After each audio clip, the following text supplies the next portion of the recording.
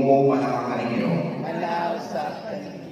Pagpasalingan sa Santos na Ebanghelyo sumana ni San Juan. Imayaon ikaw, O Ginoo. Sa pagkasunod at daw ang mga tao na nagpabiling sa tabok sa lalaw, nakakita nga usara kasakayan ang nagbiling dito. Nasayon sila nga sa Jesus wala mong sakay sa sakayan uban sa iyang mga tinunan nga nagikan nga sila ra. Hinuon dito'y ubang sakayan gikan sa Tiberias na nanunggo doon sa dati diin ang mga tao ni kaon sa panin tapos makapasalamat ang Ginoo. Sa pagkita sa mga tao na sa Jesus wala dito niyang iyang mga tinunan na nakay sila sa mga sakayan kung nakadto sa Capernaum aron pagpangita kaniya.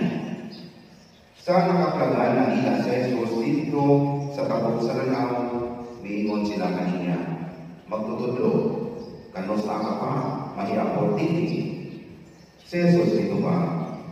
Sultihan ko kamo, nangita ka mo kanako, kay nakakaon man ka mo sa panin, kung nangabusog, o pili tungod kay nakasabot ka mo sa mga milagro nga akong nahimo. Ayaw ka mo paghambo, alang sa kalanon nga gadunod, kundi sa kalanon nga mulungkad, ngadto sa kinabuhing walay katapusan.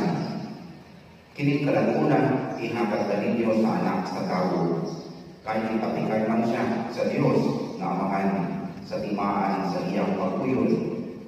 Busa ang ipangutana nila siya. Unsa may among maton aron pagtuman sa isugo sa Dios. Si Jesus gituman. Kini ang buluhaton na ipabuhat sa Dios kaninyo. Namutuo kamo sa iyang ipadala. Mga igsoon, ang Ebanghelyo sa Ginoo. Dahil ikaw, O Kristo.